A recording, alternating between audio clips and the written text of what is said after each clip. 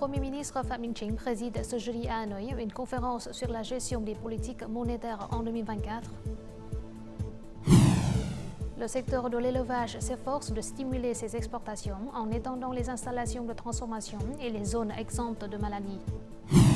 En fin d'édition, rencontrons un jeune blogueur qui contribue à propager l'image du Vietnam dans le monde à travers ses voyages.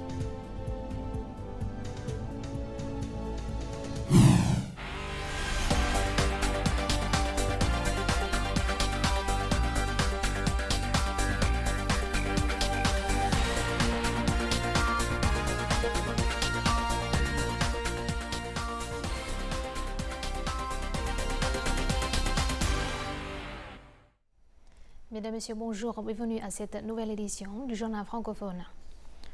Ce jeudi matin à Hanoï, le Premier ministre Phạm Minh Chính a présidé une conférence sur la gestion des politiques monétaires en 2024. L'accent a été mis sur la levée des obstacles à la production et au commerce, ainsi que sur la promotion de la croissance et la stabilisation de la macroéconomie.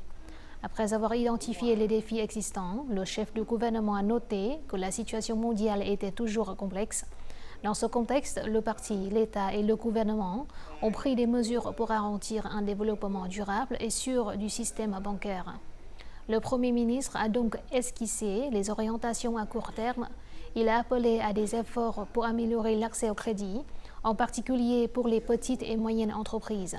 Il a également souligné la nécessité d'améliorer la coordination entre les banques et les entreprises, de renforcer les capacités de gestion et d'administration et de promouvoir l'ouverture et la transparence des taux d'intérêt.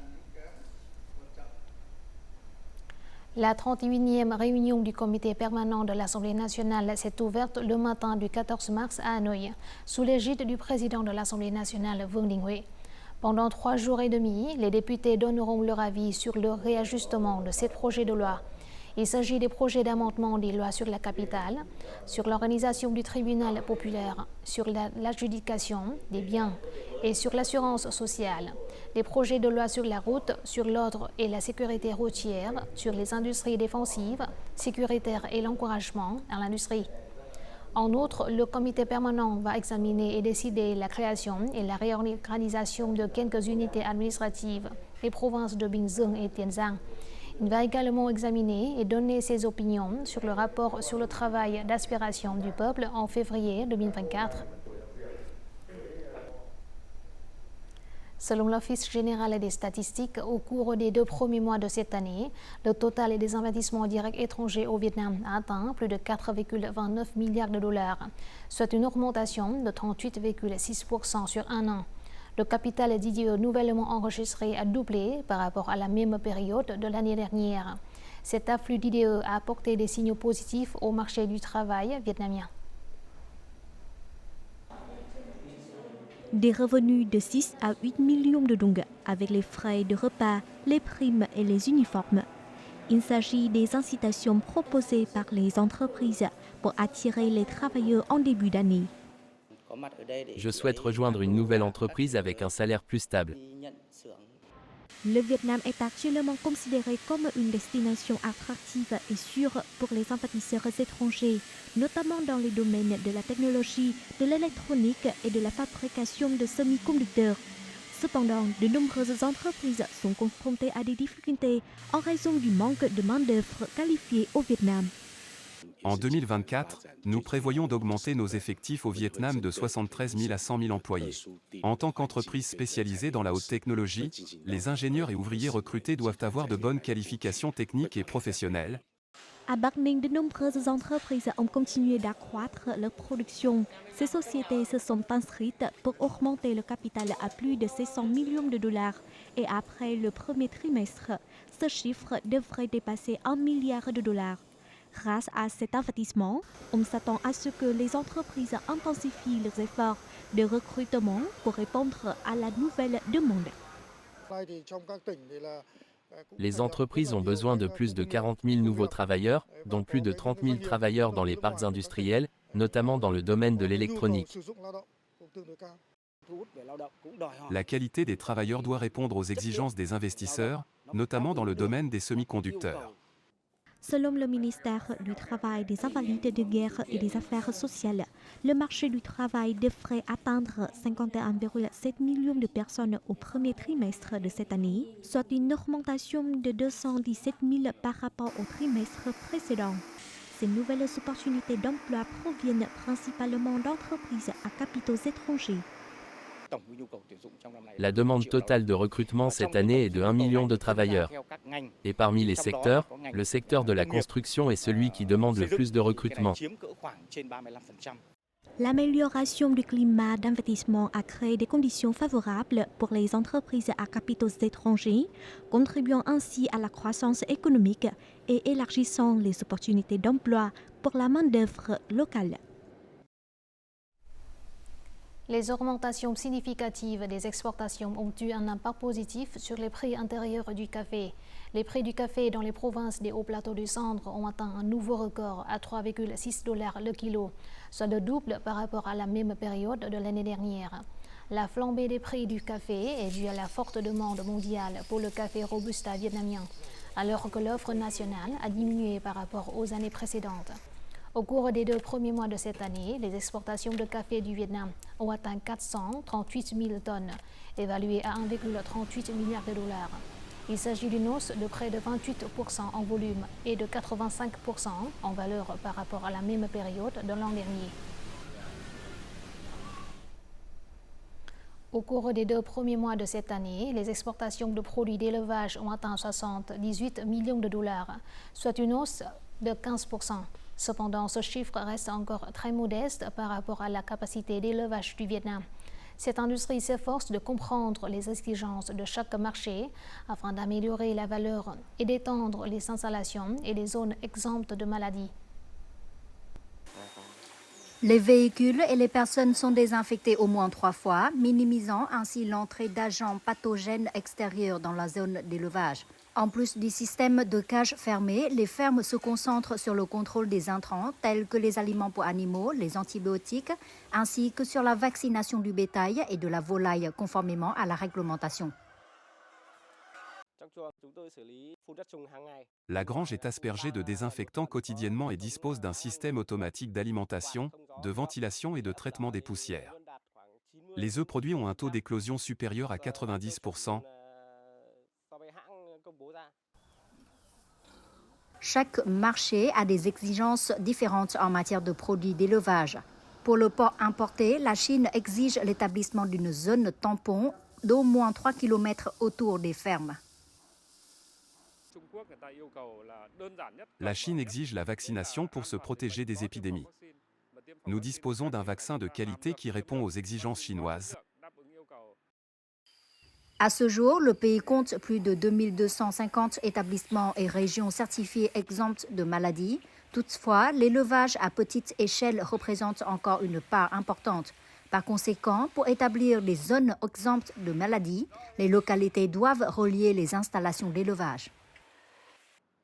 Les ménages et les entreprises d'élevage à grande échelle s'associeront pour créer des zones exemptes de maladies dans la région.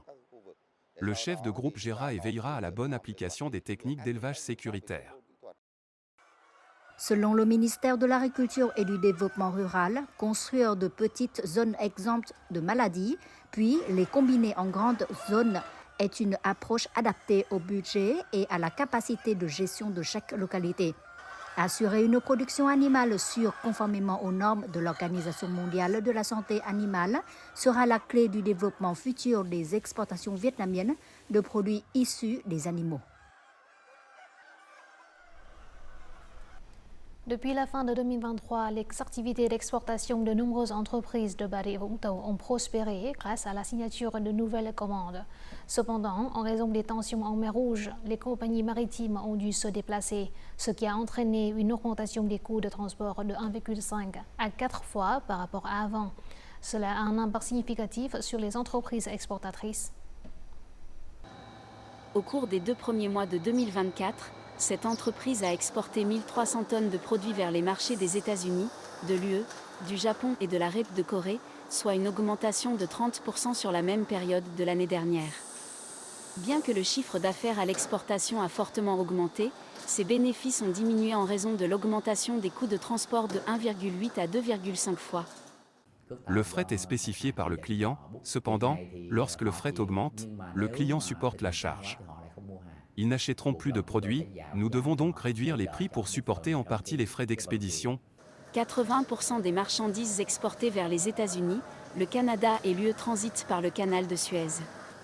Mais en raison des tensions en mer Rouge, pour emprunter ce canal, les navires sont obligés de contourner le cap de Bonne-Espérance. Le trajet prend de 7 à 10 jours supplémentaires, ce qui entraîne une augmentation des coûts de transport.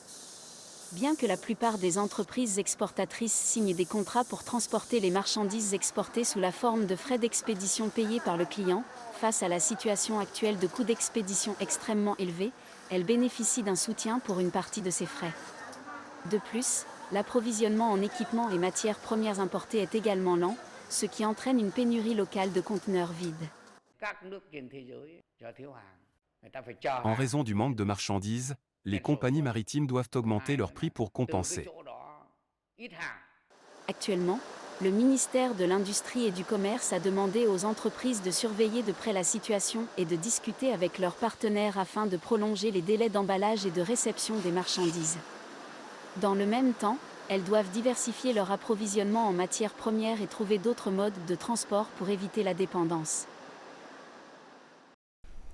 Notre journal continue avec les taux de change et l'indice de la bourse du Vienna.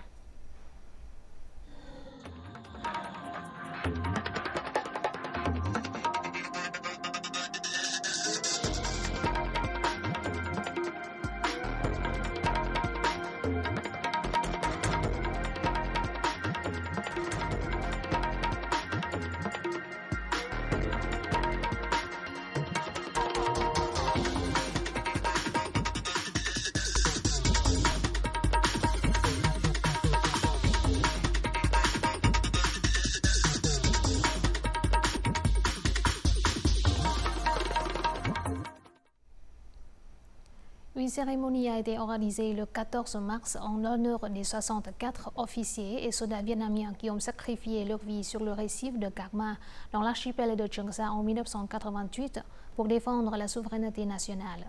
La cérémonie a eu lieu au mémorial des martyrs de Karma situé dans le district de Cam Lâm, province de Thanh Hóa au centre. Les représentants du comité provincial du parti, du comité populaire provincial, de la fédération du travail de la province ainsi que des unités militaires, des anciens combattants et des familles des soldats tombés sur le récif de Karma ont assisté à la cérémonie. Ils ont offert des fleurs et de l'encens pour exprimer leur gratitude à ceux qui ont sacrifié leur jeunesse pour protéger la souveraineté maritime et insulaire de la nation. La vague de chaleur prolongée, qui a duré des mois, a provoqué une profonde intrusion saline dans la province de Cà Mau, asséchant des centaines de canaux. Cela a entraîné un grave manque d'eau pour l'usage quotidien.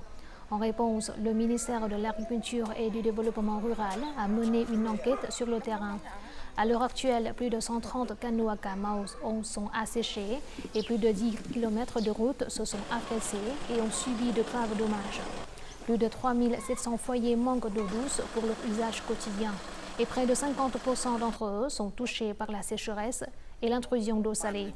Le département de l'irrigation du ministère de l'Agriculture et du Développement rural a recommandé à la province de Cà Mau de créer une carte des zones fréquemment confrontées à des pénuries d'eau. Depuis la fin de la saison des pluies en 2023, il n'y a pas eu de pluie dans le bassin du réservoir au sud de la rivière Cai, dans la province de Ninh Thuận. En raison du manque de sources d'eau supplémentaires combiné à un temps sec prolongé, la vapeur d'eau s'évapore rapidement, entraînant de faibles niveaux d'eau dans les lacs. La sécheresse entraîne un risque de pénurie d'eau pour la production des prochaines cultures été-automne. Le lac Lang Ra est situé dans la commune de Phước Vinh, district de Ninh Phước, avec une capacité nominale de 13,8 millions de mètres cubes d'eau. Actuellement, la quantité d'eau du lac est inférieure à 2,5 millions de mètres cubes, soit moins de 20% de la capacité nominale. 100% de la superficie des cultures d'hiver et de printemps dans le district de Ninh Phuoc ont produit. Mais actuellement, le niveau d'eau du lac Lan Ra est très bas. Les stations donnent la priorité à l'arrosage des cultures principalement pérennes. Actuellement, la région sud de la province de Ninh Thuận dispose 9 réservoirs approvisionnant en eau plus de 4300 hectares de riz et de cultures. Jusqu'à présent, les lacs ne peuvent réguler l'eau que pour servir la production de riz d'hiver et printemps, prévue pour 2023 et 2024. Environ 61 hectares de riz d'hiver-printemps n'auront pas assez d'eau pour l'irrigation. Ainsi que du riz et du maïs de la commune, pour les petits réservoirs, nous avons envoyé des forces pour réguler l'eau 24 heures sur 24 et 7 jours sur 7. Nous nous coordonnons également avec les localités pour revoir les canaux et les systèmes de régulation de l'eau pour une irrigation économique. Selon les prévisions, la sécheresse à Ninh Thuận sera grave s'il n'y a pas de pluie susceptible de créer des inondations mineures vers avril et mai. Il y aura un risque de pénurie d'eau pour la récolte été-automne 2024. Le bánh mì vietnamien est récemment arrivé en tête d'une liste des 100 meilleurs sandwichs du monde établie par Taste Atlas. Ce sont ce site de restauration en ligne. La baguette a été introduite au Vietnam pendant la période coloniale et reste un héritage positif de cette époque.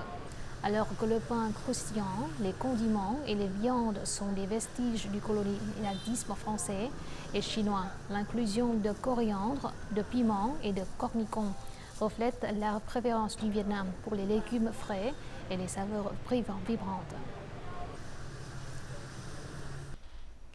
Dans le passé, les promenades à dos d'éléphants étaient une attraction touristique populaire, attirant les visiteurs à la province de Đắk Lắk, qui abrite le plus grand troupeau d'éléphants domestiques du pays. Cependant, la province a désormais mis fin à cette pratique et a lancé la campagne médiatique ayant le slogan « Je ris avec les éléphants, j'arrête de monter sur les éléphants ». Cette initiative promeut des activités touristiques respectueuses des éléphants, maintenant ainsi l'attrait de la province pour les touristes. Y Thien Bu Krông de la commune de Krông Na, district de Buôn Đôn, ainsi que de nombreux autres dresseurs d'éléphants, a volontairement mis fin au service de promenade à dos d'éléphants. Bien qu'il s'agisse de leur principale source de revenus, ils ont choisi de donner la priorité au bien-être des éléphants. Les éléphants sont comme les membres de ma famille. Favoriser des relations amicales avec eux rendra notre travail plus amusant. Les revenus sont modestes, mais les dresseurs d'éléphants comme moi adhèrent et approuvent également cette approche pour préserver le bien-être des éléphants. Actuellement, plutôt que de monter à dos d'éléphants, les visiteurs ont la possibilité de nourrir les éléphants, de prendre des photos avec eux et d'explorer leur habitat naturel. Ces activités ravissent non seulement les visiteurs, mais contribuent également à les sensibiliser à la conservation des éléphants. J'ai récemment entendu l'opinion publique plaider en faveur de l'interdiction de monter à dos d'éléphants. La protection des troupeaux d'éléphants est cruciale pour préserver l'environnement. La protection des éléphants est extrêmement importante. Le nombre d'éléphants au Vietnam n'est plus élevé aujourd'hui, nous devons donc les préserver. À l'heure actuelle, la province de Đắk Lắk compte un total de 37 éléphants domestiques et environ 80 à 100 éléphants sauvages. La majorité des éléphants domestiques vieillissent et sont incapables de se reproduire depuis plusieurs années. Par conséquent, le tourisme respectueux des éléphants n'est pas seulement une campagne, mais aussi une nouvelle approche visant à établir un habitat sûr et hospitalier, garantissant ainsi la survie et la croissance des troupeaux d'éléphants.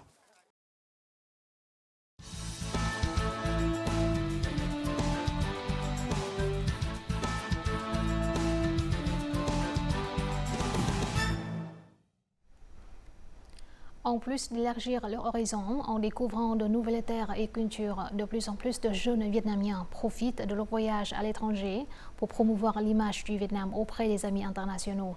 Parmi ces vlogueurs de voyage, le youtubeur Chan Laka, avec certains de ses contenus vidéo mettant en lumière la culture vietnamienne, a recueilli des millions de vues.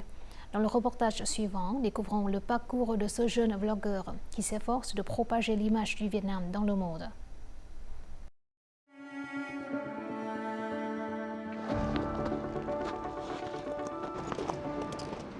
Hoàng Minh Tuấn est le créateur des vidéos cumulant des millions de vues, présentant les objets vietnamiens emblématiques à travers diverses régions du Népal sur sa chaîne YouTube nommée Chan Laka.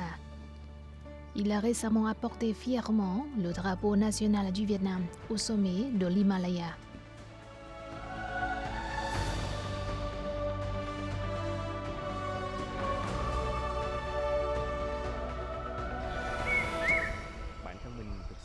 J'aime vraiment le Vietnam. En tant que passionné de photographie, de tournage et de création de contenu, j'ai décidé de produire des vidéos qui capturent les émotions, les pensées et le sentiment de fierté d'être vietnamien.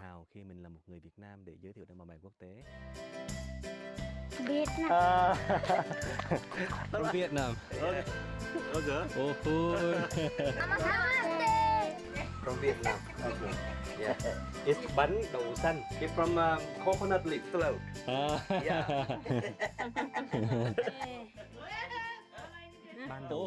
À travers ces vidéos, mon objectif est de présenter le Vietnam au public international.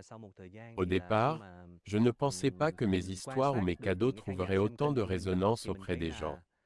Cependant, au fil du temps, en observant mes spectateurs interagir avec mes vidéos, en particulier les spectateurs du Népal ou d'Inde, j'ai remarqué une véritable appréciation pour mes vidéos.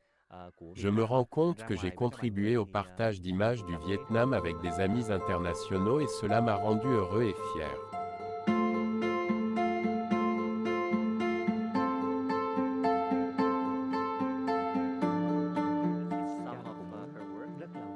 J'ai ressenti une joie et une fierté immense lorsque mes amis et moi avons acheté des bracelets népalais pour une fille locale au Népal, dans le but de l'aider à subvenir à ses besoins. Une centaine de sympathisants vietnamiens se sont associés à moi pour contribuer à cette cause. For them, it's not only about the money, it's about the love and compassion of the Vietnamese people as well. Thank you so much. Suite au partage de mon histoire népalaise en ligne, elle a gagné du terrain et a ensuite été republiée par une importante page d'information népalaise. La réponse a été extrêmement positive, de nombreuses personnes laissant des commentaires encourageants.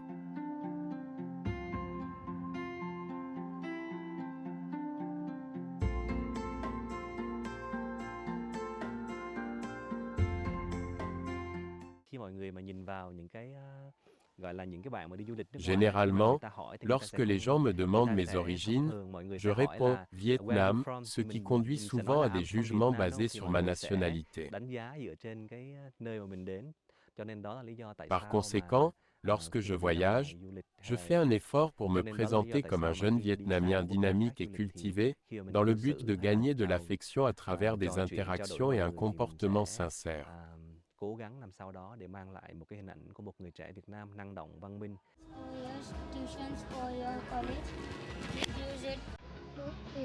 Profitez de ces voyages pour promouvoir la culture vietnamienne.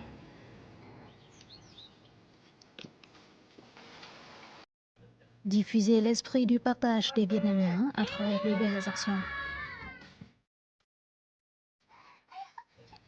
Telle est la façon avec laquelle ce jeune vlogueur contribue à faire briller l'image de son pays à chaque étape de son voyage à la découverte du monde.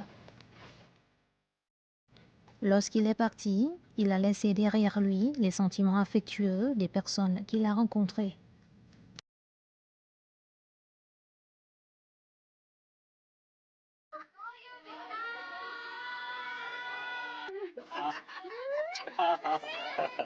Okay, thank you. Yeah.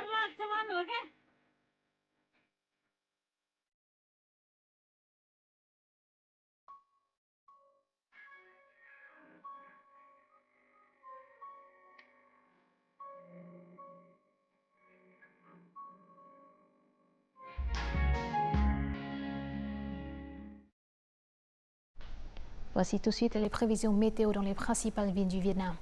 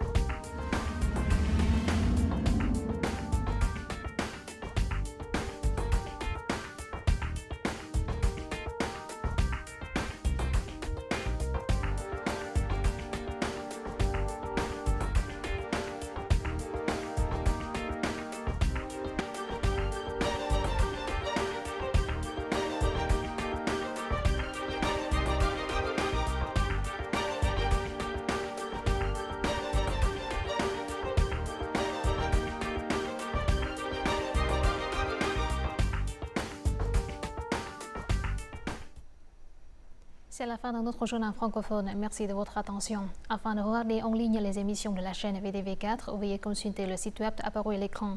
Vous pouvez aussi télécharger l'application VTV Go sur App Store ou Google Play. Au revoir et à la prochaine.